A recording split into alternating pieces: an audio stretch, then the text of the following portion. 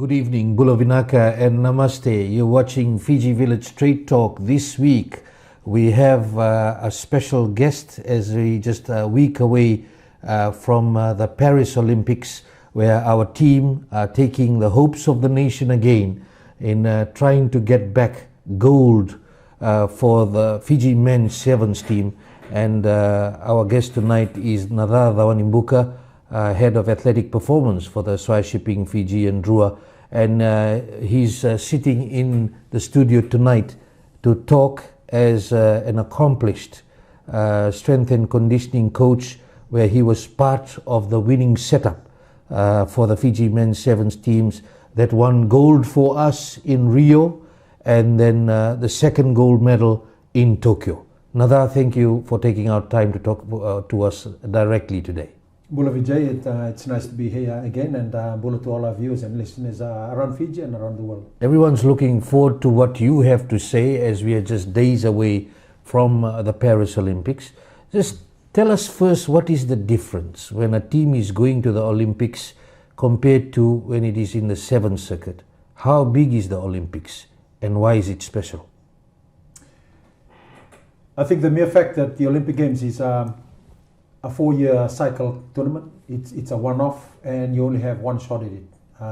It comes around once every 4 years as opposed to a World Series circuit. You know that you will always have another tournament that you can back up. That's the beauty of the World Series. You have the opportunity to back yourself again if you've dropped or you fell in the first tournament. You know that you can redeem yourself in the week after. On the Olympic platform, you know that doesn't happen. So every team comes onto a very much a level playing field, and everyone's got equal opportunity, equal chance. And it is going to be determined by who is ready to perform on the day and in every single moment. Because as you know, it's an Olympic tournament, and every moment is a critical moment. And I find that quite special, and it's quite important for players to understand that the final outcome of the tournament is an accumulation of all those moments put together. And you got to make it work for yourself, because once that moment passes and you haven't maximized the opportunity to ascend over the opposition, then that's it for you, game over. Our men's team and our women's team, they both carry our hopes. And of course, there are challenges for both of them. And in the last cycle, we saw after the success in Tokyo, there have been departures of players. Coaches have changed in terms of the men's and the women's teams. What would your assessment be in this critical time as the women's team will be playing after the men, and what needs to be right, first of all, for the women? And they also are definitely trying to make a huge difference in these games. Well, I haven't really spent much time with the women for this Olympic cycle, but I remember something that was really critical in 2016 Rio, and then 2020 especially, was how the men's and the women's team was pretty much living out of the same box. We lived and breathed the same oxygen. We trained together. They rubbed off influence of each other, coaching staff and the players as well. And I think that was a real big catalyst. I'm not sure if that's happened as much this year, but you know, it's totally different circumstances. Obviously, Tokyo was a massive tournament for us in terms of outcomes, where the men won bronze, the men won gold, the women won bronze. So both Fiji teams medaled.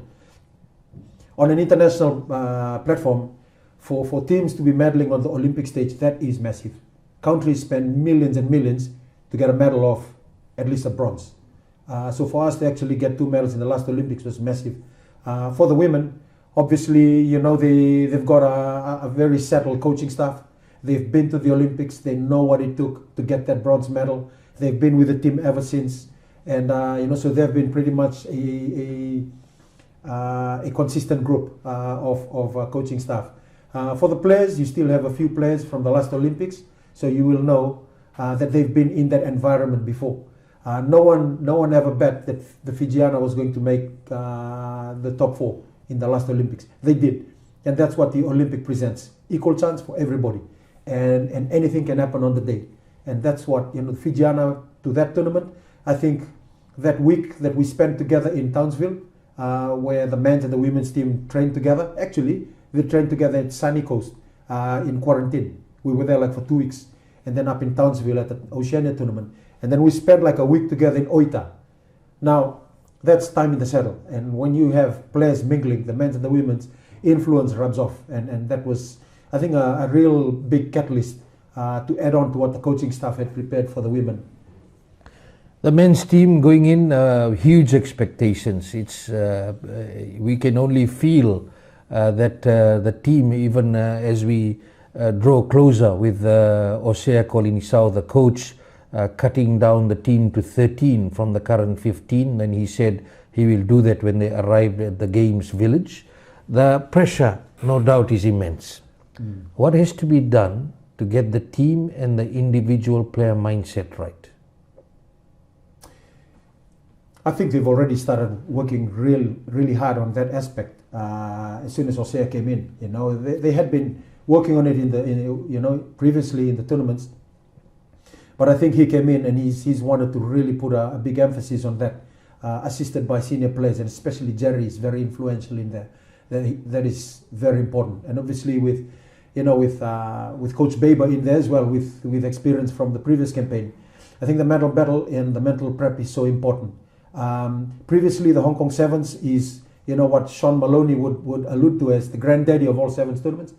I think now it's the Olympic Games. The Olympic Games is something that obviously we've been blessed to have now built a legacy around the Olympics with the first two, and now these boys go in. It's a fresh new slate, but the boys know the weight on their shoulders. As much as they will try and park it aside, they know the expectations of their people is there. I'm going to say this from inside. The boys live on that energy. It's what motivates them. When they feel a bit nervous about it, it's okay. That's positive energy. But they put a smile on their face and they are ready. I think the last 4 weeks has been critical for the players in terms of how they gel as a team. You've got new personnel going in terms of the playing group, but also you've got players who've been there who fought the battles for Fiji. In this current team, you've got about 5 or 6 players that won the World Cup in Cape Town a few years ago. You've got 3 boys who have won Olympic medals. You've got Jerry Tua who's won 2. You've got coaches in there who have that Olympic experience. So there is no shortage of experience in terms of sharing knowledge and expectations. I think now it's going to be the critical moments. It's going to be how they actually prepare the final moments. Trying to overcome distractions and them knowing and understanding that us winning the first 2 Olympic Games gives us no right, no entitlement whatsoever with winning Paris. It's a clear scoreboard, it's a level playing field, and it's going to be who rocks up on the day and the hour and the minute. That's the player mindset that's needed, that it doesn't belong to us. We have to earn it and we have to win it. And no doubt there will be a lot of pressure on that. Let's talk about the Olympic Games. Fiji's legacy. How big was that from your perspective? I only have to think back to the night of the 11th of August 2016 and the Google search engine. And just think of the word Fiji. It almost busted Google on that night because no one knew about Fiji. Most people in the world don't understand that there's a country called Fiji. And when the boys did what they did on that night, the whole world was just, wow, where's this team from? Where's this country? And that's the influence of sport, and that's the impact, especially on a global stage like the Olympic Games. That created this legacy of the Fiji Sevens at the Olympic level. And obviously, Tokyo was a totally different ballgame altogether. It was a world that was in mourning. It was a sick world at that time with COVID. So celebrations were a bit restricted. To be fair, it had its glory out there, but I think it's very different from Rio. I think this Paris is going to go up miles and levels and expectation. We'll talk about the differences between Rio, Tokyo, and of course Paris. But in terms of the key physical and tactical defining strategies that underpinned the success in Rio and Tokyo, what are your thoughts on that? The defining strategies, yes, the tactical and physical. I'll speak for physical first. That team we took to Rio, you just look at that team in terms of physical fitness. The boys were absolutely, like at optimum levels, supreme fitness levels. That team that was led by Oscar Kolinisau, he was the fittest in that team at level 21.5 on the yo-yo test. Leon and Naca 20.3 on the yo-yo test. So you got big, fit, fast Fijian men with X-Factor talent right through from number 1 to number 13, because we brought Masi in for the final. And just that physical foundation of physicality to play our expensive game, it needed juice, it needed fuel. So the boys were aerobically fit, they were strong as it is. They were powerful as well and athletic. In terms of the tactical approach, Ben did was, to align all that talent across the board. We made sure that we have enough jumping power to chase kickoffs. A lot of our attack strategy was off kickoff, which we used as a weapon. And when you only have athletes like Leone Nakarawa, Vili Mata, Semi Kunatani, Samisoni Viriviri, you got Apisa Indomolelai. The opposition ran out of kickoff receipt pods, and they don't know where we're going to hit. And that's the element of surprise. So Fiji becomes a very difficult enemy to defend. So the opposition, as Ben says, is going to chase shadows. And another tactical approach that we did for the Rio games was around the breakdown area. So the breakdown area, when it's opposition ball, we focused a lot around physicality, where we dominate tackles, get on our feet, and blast through those breakdowns. Because the opposition will need to set up a number of breakdowns across the field to take out defenders. But what we did, we took out their possession from source. So you have big men blasting through their breakdowns and just nullified them with attack. And we got turnover balls. That was big. One classic example would be when we played the USA. USA was our last pool game in Rio, and they had to win that game in order to qualify as second qualifier, because we had already topped the pool. So they had strong kickoff receipt boards, and what we did was they had X-Factor people like Perry Baker, and he was good in the air. So we said, let Perry get the ball, let him get onto the ground, and we will put 2 big athletes over him. We'll put Nakara and Semi Kunatani. They'll blast through the ruck. Because Perry is going to be grounded, he's going to go through collision, we'll take out his speed. So that's coaching. We make the players understand that. When we played England in the final, Tom Mitchell was very smart, very cunning. He will tap and he will come forward slowly. He'll wait for someone to come out of line. And we did that. We were ready for that actually. So, Semi Kunatani is tasked to be, he's going to spook Tom Mitchell. He's going to come out of line, shoot out, and spook him, and then the rest they keep their line. So those are tactical things that coaches have under their sleeve. It's a coaching mind game. But when you have the artillery in terms of players who are in tune and aligned, you know what happened. You're watching Fiji Village Straight Talk. I'm Vijay Narayan. We'll be back after this break. Oh my gosh! Oh, what's in the box? You're probably wondering, what's in the box? Well, if you must know, it's actually me. Before you call the police, I'm actually an app. The all-new Fiji Village app. Here's an update. See what I did there? I gave you an update. What's new? Well, for starters, I look different. My new layout also comes with stories if you're looking for something short and sweet. I will bring you the latest news on the dot so you stay updated. You're welcome. You don't have to go anywhere for content because I bring the content to you. Not only can you listen to your favorite radio stations, you can also watch online video content. Which reminds me, do you love sports? Well, guess what? With the Fiji Village app, you can stay up to date with your favorite sports and scoreboards, no matter where you are. Your #1 news website just got better with an app. Download and get updated now.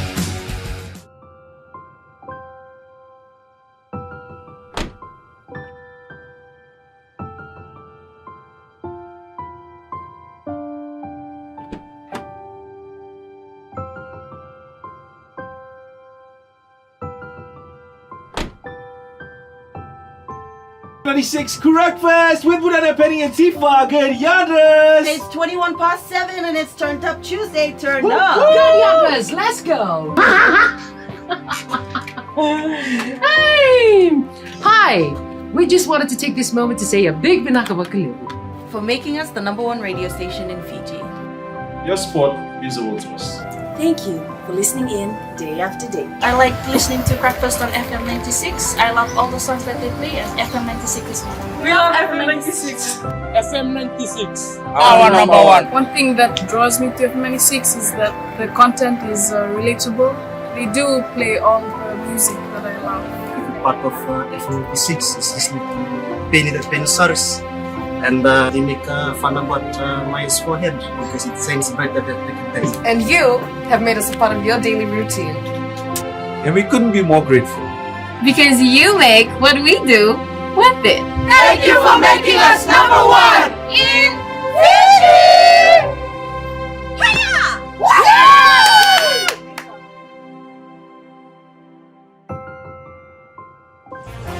आप देख रहे हैं इसी संडास जो हमारे superstar fresh अभी आकर इस्तेमाल करेगा किसी वक्त अभी लो आ गया superstar fresh Not following me again. Sir जनता जानना चाहते हैं सर अगर जनता जानना चाहते हैं सर अगर rumors true sir hopefully bye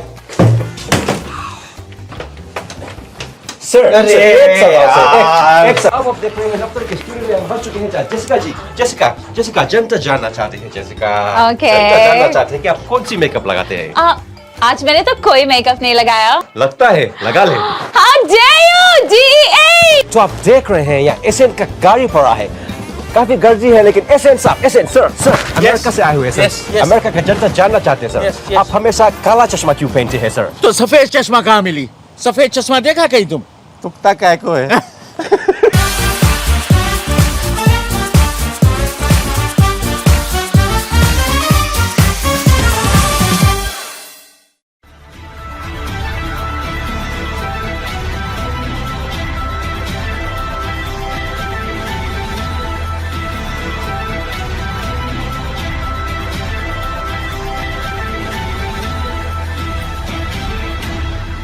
Welcome back. You're watching Fiji Village Street Talk. I'm Vijay Narayan. Our guest tonight is Naca Cawanibuka, the accomplished strength and conditioning coach of the Rio and Tokyo Olympic Games, bringing home gold medals in both tournaments, and current head of athletic performance of the Soy Shipping Fiji and Rua.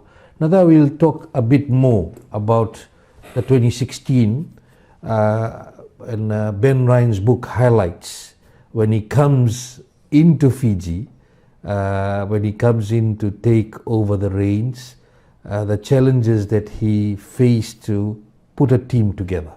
You're part of that team that eventually won the first ever gold medal for Rio.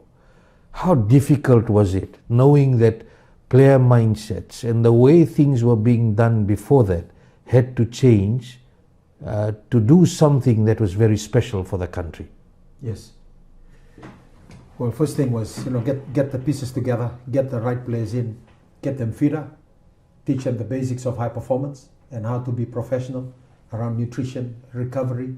Those are the structures that is needed in order for Fijians to excel. Because we have Fijians operating and the best in various clubs overseas. How do we do it on island? That was important. Secondly was build a culture. Build a culture and an environment that players are comfortable in and that they know that their welfare is taken care of. Because once the players know their welfare is taken care of and they are loved and they are growing and developing and they are learning something, then you get the best out of them. And a big part of that is trust. And that's something that Ben did back then.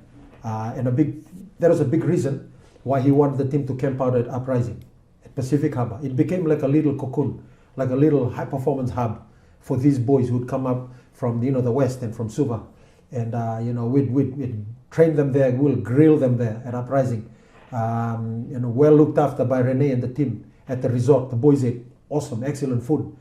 And those were key ingredients to accelerate growth and development. So these players were really, really high talent players, but they did not have the physical foundations of physical fitness and also nutrition. And those are two important things that help performance and build a performance mindset as well. So once the boys started getting used to that environment and learning and growing, the wins came. And I think it came real quick when Fiji beat New Zealand in Dubai 44-0 in 2013, November, December. That year, New Zealand had won the World Cup in Russia. And they had the whole team there in Dubai, and the boys smacked them. Semi-final, 44-0.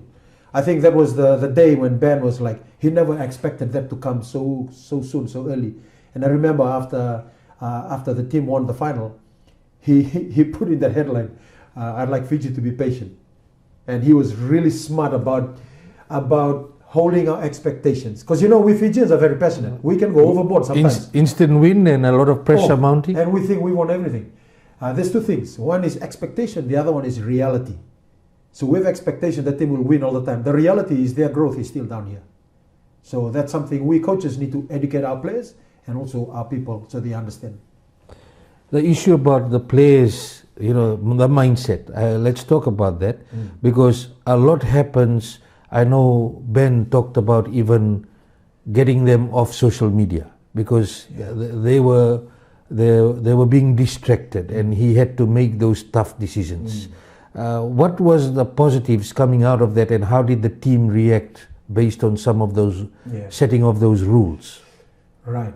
The social media blackout, the very first time we brought it in was in Vegas, right? 2016, after the Winston hurricane in Fiji, and all of the players were affected. Well, quite a few of them, especially in the West. And this was affecting them psychologically because you're always constantly on your phone. And we're talking like 8 years ago now. And we just thought that it would probably be a good idea just to put them off the phones before the tournament started. So I tell you what, it started to become a staple, right? So we started using it because we saw it, produce the results in Vegas, and then we used it again in Rio. As soon as the boys went into the games village, we took their phones away. I'm going to say this now, not many coaches would agree with that. Not many players will agree with that. But that was kind of an agreed thing across the coaching group and playing group, what was best for the team and for Fiji. So that's what, players were ready to sacrifice in order for the team to do Fiji proud. So they got off all their social media feeds. It's not what you're reading, and there's a danger in social media feeds as well. I mean, you call it the dopamine overload, because you're reading all these wonderful comments about yourself, you feel so good, and then it can drug you. Eddie Jones says it can poison you. So that's what we did back then. They've continued, I don't know if that's still a practice in there, but that is important to park distractions aside. When we look at Ben Ryan's model, you've spoken a bit about it in the first segment, about really playing that mind game and what needs to be done. You talked about how to tackle a team like USA, how to tackle a team like Great Britain, knowing the strengths and sticking to that, and then the players understanding that. The difference came in the next one in Tokyo. We shall call that the Gareth Baber model, and you were part of that team again and of that success. But different times. It was during COVID, during the COVID pandemic. What were the additional unique challenges? Well, I think obviously the Baber era was a bit different. Firstly, the 2017 year was a year where we played 5 finals, we lost 4, we won 1, the Hong Kong Sevens. But we lost a lot of tournaments. But that was the foundation. With the Baber model, he brought more structure in terms of analysis, in terms of one-on-one reviews, coach-player. We looked at a lot more videos in terms of cut videos. We didn't do that as much back in 2016. Both are successful models. Both worked. In the Baber model, the boys sat in the classroom more, so they did a lot more reviews, a lot more workshops. They sat and they looked at their game. They undressed the game. We had players standing up and explaining the game, so they become kind of teachers as well in a more formal setting. We'll have team meetings before they go out onto the field. What's the objectives for today's training session? So that was that. And with the Tokyo Games, obviously, with COVID coming in, the beauty about that was we had players in a controlled environment for over a longer period. So we had a lot of teaching, a lot of learning and growth. But having said that, we had a much lesser experienced team. The team that went to Rio had high mileage of playing international rugby, whether it be 15s or 7s. But they had won a lot of tournaments. They won 2 World Series tournaments. The Baber one, we won 1 World Series title, but they won lots of tournaments. But they lost Com Games and World Cup as well. but the boys were ready when they hit Tokyo because of the work they did off the field. The COVID pandemic brought in a whole lot of challenges for the whole world. Yes. And no doubt, player mindset going into the Olympics in Tokyo, where you had to be cocooned here and then play in an empty stadium, and with the expectation of the nation, a huge expectation at the time. Yes. Because Fiji was in tatters in terms of what was happening, how badly we were affected by COVID. How could you deal with that, knowing that the players and their families were also affected? Yes. I think from a performance point of view, we trained the tournament for about 6 weeks. We trained in an empty stadium. Now, the important thing about Olympic Games, you got to train the Olympics, right? We did that for Rio. For Tokyo, we trained in an empty stadium. So the boys walking into ANZ, they got used to the environment. The environment of just a dull, empty stadium. Get used to that. This is our reality. No one will be cheering. So they got used to that as well. So, once you go into the Olympic environment, you've been there, you've done that. I'm a firm believer in getting there, being there before you get there. So you got to train the tournament that way. I'm going to jump the gun a bit. This tournament this year is a bit different. They play day 1, day 2, there's an opening ceremony, and then there's a finals day, semi-finals and finals. You got to prepare that. So this team that's left our shores a few weeks ago, they've done that here. They had a whole scrimmage, day 1, day 2 against Australia. Day 3 was opening ceremony, it was recovery day. And then day 4 was a finals day. They were up on the sand dunes to replicate what a finals day would demand physically. So that's quite important. But I think for the Tokyo Games, the players, that time together, that was a big one for them to actually gel, and it's easy to control fitness and mindsets when you're in a controlled environment. The bigger challenge was, how do you control what's going on in their heads with what is going on back home? Now that was I think the biggest challenge we had, how we wrestled with that. And it wasn't perfect, but I think we came across the other side in a home dry. And that is not written on some book with the instructions that you just follow. Okay, we've got this situation and we can just handle the players in this way to get it right. I tell you what, life is like that. Life is chaotic. Life will come across you with curveballs, left, right, center. You have to be ready to deal with it. And that's chaos. And that's what Fiji 7 is about. How do you control chaos? And that's where, the beauty and the poetry of it comes out. And that's what makes us really, a joy to watch on the world stage. You talked about the team getting prepared for the Paris Olympics, and let's talk about that. Stade de France. Next Thursday will come alight. Yes. 69,000 seater stadium. Yes. What should the team expect? Well, I think it's a big wow moment. There's a few things we've got to remember. I used to share this with the boys in the team. The Sun Tzu War principle, know thyself. You got to know yourself and you got to know the enemy. You fear not 100 battles. This team, there's boys in this team who have won Olympic Games and won World Cups. Paris, history has shown that it's been a happy hunting ground for Fijians. We won the World Series in 2019 and won the Paris Sevens. And I think Jerry won the Paris Sevens with the team back in 2021 or 2022, if I remember correctly.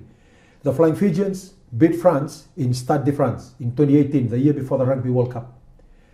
The boys need to understand that we can do it. The reality is this: you got 70,000 people who are going to be screaming their heads off. In 2016, the first game we played was against the host, Brazil. They came at us like a pack of lions. The boys were ready for that. It wasn't perfect, but they played a team that was ready to hunt them down. In Tokyo, our first game was against the host as well, Japan. We played 7 Japanese samurais who were ready to beat Fiji. It was a 7-all, I think, or 14-14, whatever it was, in the first half. They were ready to go to the wire. This year, we play France, the host, in pool play. Probably going to be the last game. And the boys will have to be ready for that. The beauty of this us Fijians and the Sevens team is they revel in those kind of situations. I asked Oscar when they were training at Albert Park, how are you going to, just be ready for that French noise? I'm going to say this. When we played France in Nantes with the Flying Fijians last year, a few of our Ndrua boys, just the lights and the noise of the stadium, the French stadium up in Nantes. If you're not ready for that, you're going to be off your game, because it's just massive. And they do the Mexican wave. I've been to many stadiums all over the world and privileged to do so, but I think the French stadiums are the loudest in the world. And if you're not ready mentally to cope with that kind of external influence, you could be put off your game. And I hope the boys will be ready for that, and I know they will. You've got battle-hardened warriors in that team out there in Paris at the moment. And you've done some work with Osea, Kolinisau. We'll take a break, and when we come back, we'll be talking about that. That sounds right. Okay, I got it. If I could turn back time, if I could find a way. As I walk through the valley of the shadow of death, I take a look at my life and realize there's nothing left. Sick and tired of hearing all these people talk about what's the deal with this pop life and when is it gonna fade out? The sun is fading away. If I could reach the stars, Bum, bum, bum, bum, bum. I don't know the rest of the words. I'd give them all to you. As the June light turns to moonlight. La la la la la, la la la la la, la la la la la, la la la. Loving you is all I ever need. Making love with you is all good. I take back those words that hurt you, and you'd.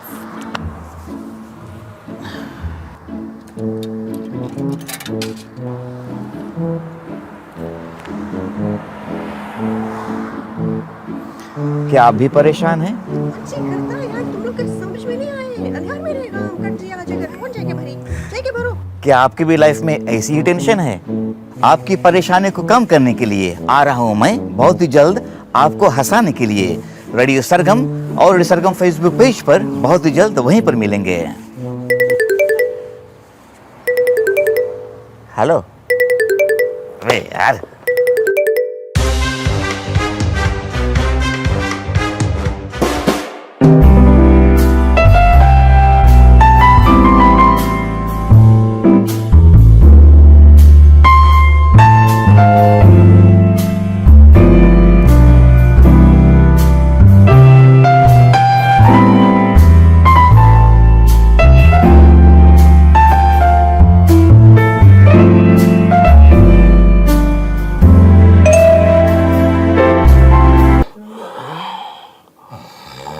Demes,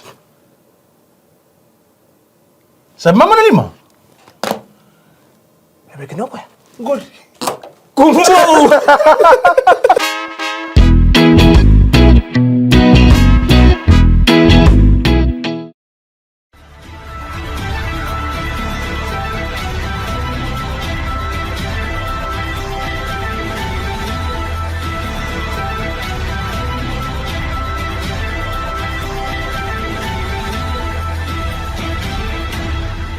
You're watching Fiji Village Straight Talk. I'm Vijay Narayan. Our guest tonight is Naca Cawanibuka. We're talking about the Paris Olympics.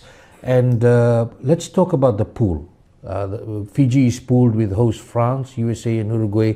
We have the pools confirmed, and the scheduled games are Fiji playing Uruguay first, USA next, and then the last pool opponent host France. What do you think of the pool? And it's quite an interesting package in our pool with the teams that step up in big games ready to take Fiji down. Yeah, it's like I said before, it's an Olympic Games.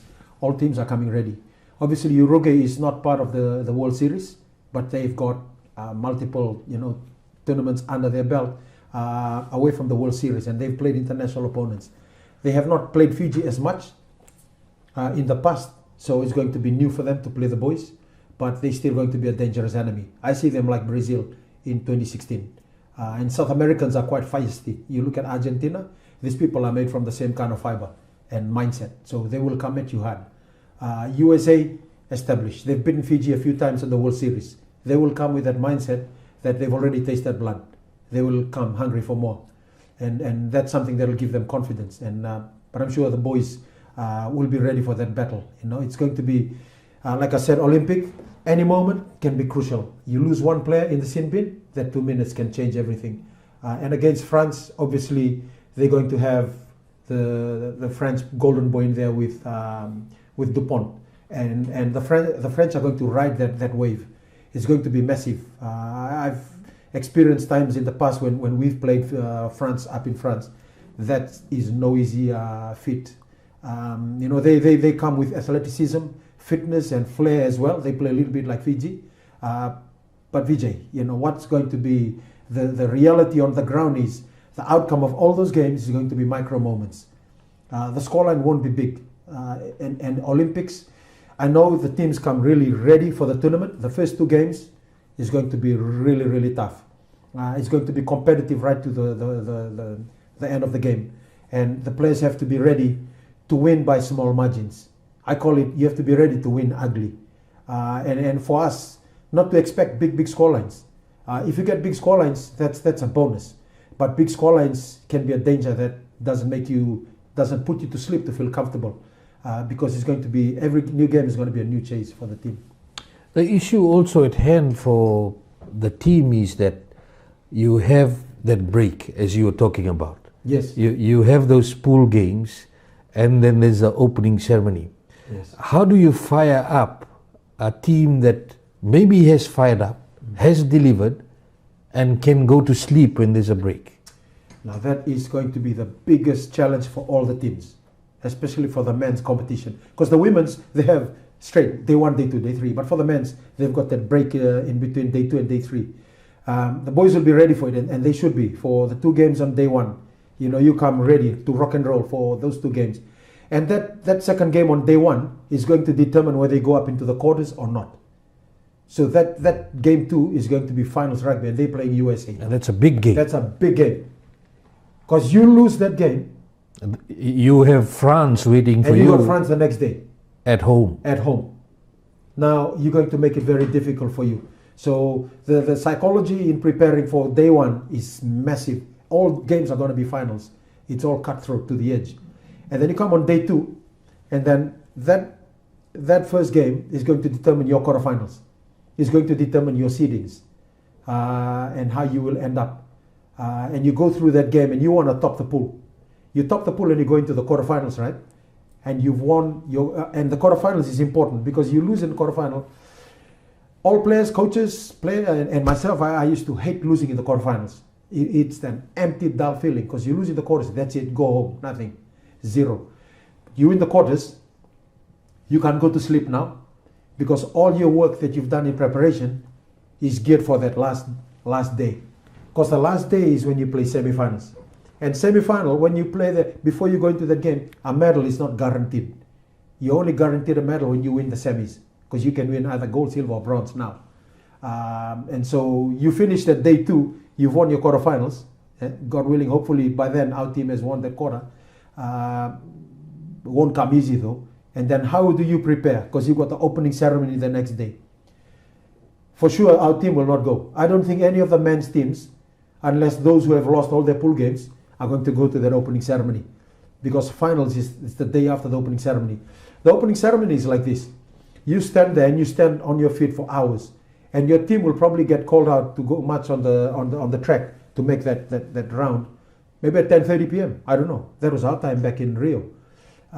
So surely coaches are not going to put their players through that. And then when you come into finals day, that semi-final is going to determine whether you will medal or not.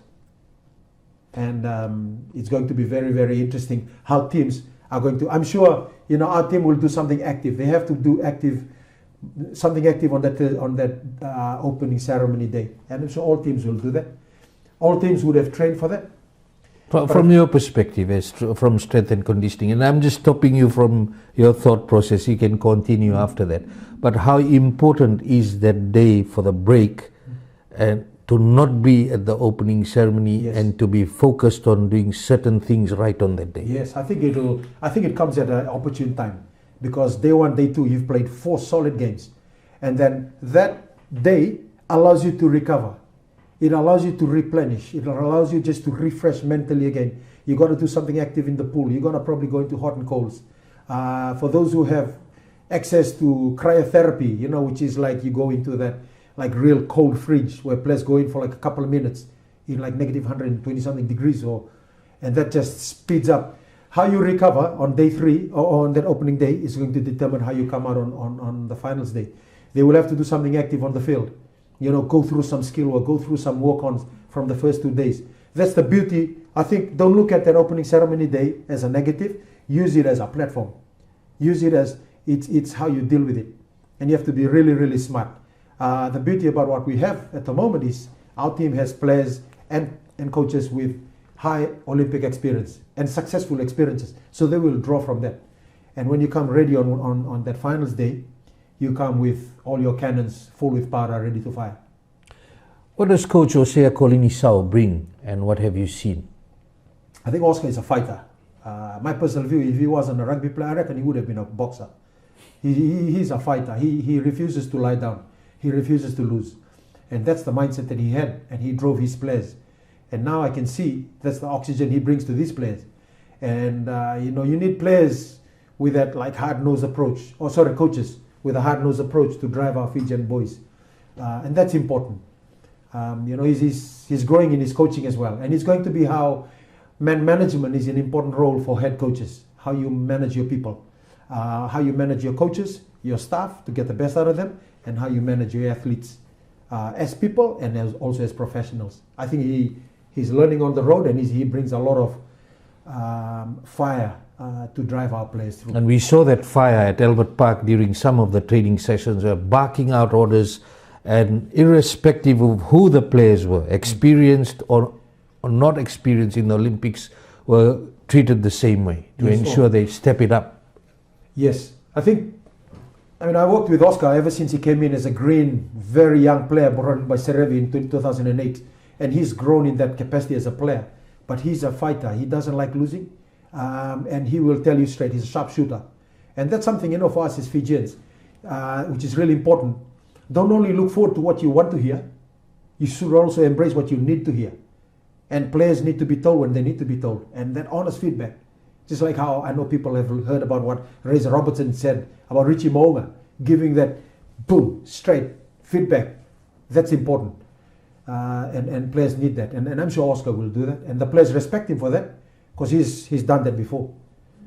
The men's team is laden with experience. 2016, 2020 Olympic gold medalist Jerry Tuwai, according to FRU, is leading the charge. We also have players like Yosefo Masi, Celestino Ravutaumanda. You've done a lot of work with them, not only in the Sevens circuit and Olympic Games, but also like with Ravutaumanda, he's been in a Drua setup and has performed very well from when he started in the season. Sevuloni Modenadangi, he's got a lot of experience, has played in many tournaments. Waisia Nadungu, big time for him to step up. And other players who have also tasted World Cup glory. May not have played in an Olympics, it's a different story. What are your thoughts of this team, this 15-member squad, which will be cut down to 13? What do you think of this setup that we are seeing right now? I think we're really blessed with these individuals, these boys from all the Fiji, all their villages. We're so blessed to have them, and want to thank their families, their coaches who have helped them. I also want to make mention of all the players who didn't make the cut, who were part of the World Series, part of the Olympic prep, to get them there, to prepare them. The important thing is this: when you will look at the tournament, the ball in play for one game is about 7 minutes. When you play that across a tournament, the actual action time when the ball is in play comes up to about 42, 48 minutes. It's less than 1 hour. When we look at the talent across the pool, across the team, these men are very, very good. They are very special men, very special talent. All we require from them is within that hour of action time that they bring the best out of them. That's what the coaches will need to do. The players need to understand how good they really are. They got to get confidence out of that. They need to take confidence out of how they have prepared. The past is irrelevant. The future is irrelevant as well. You got no entitlement to go into Paris thinking we've won Rio and Tokyo, that we will win again. Absolutely zero chance. You go in with a mindset that this can be anybody's. We have to do all we can. So a big part of that now is what they're doing off the field. And that's important. Like I said, the actual action time in tournament is 1 hour. And that's what we share with the players in our environment. When they think of it that way, then it becomes really small and you zoom in and you focus in. So when you're looking at that just 1 hour, you have no time to be distracted. But I'm going to say this. The Olympics, you probably have only one chance in your lifetime to go there. Most of us will never have that. These boys have that chance now. Enjoy the Olympic experience.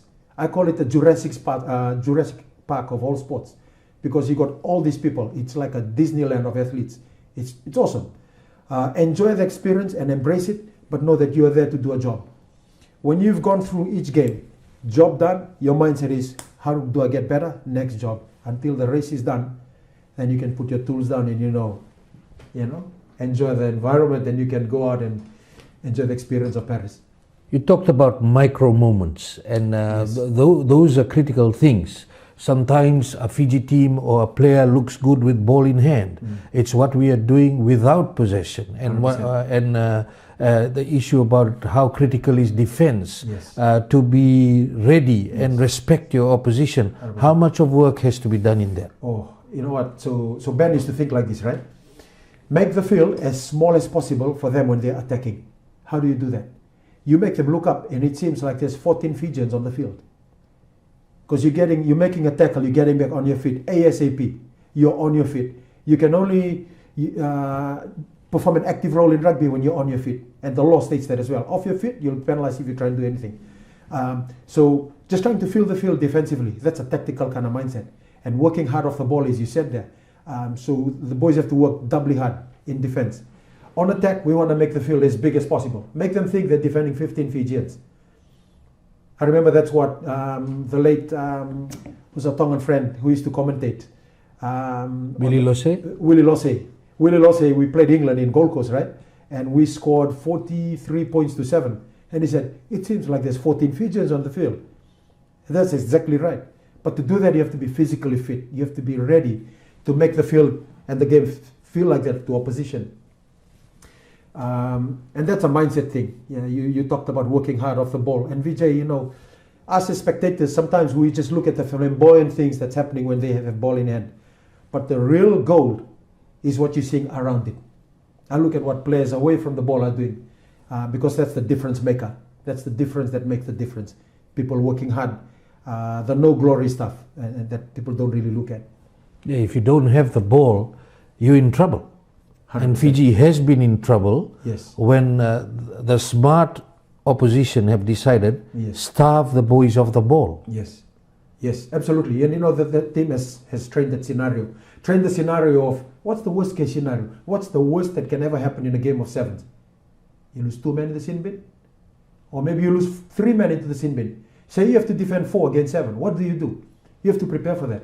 What do you do if you're going to play in a game where the referee is just, you just can't control him? But he has now come into the game because we have allowed him to come into the game. How do you manage that? How do you manage the weather factor?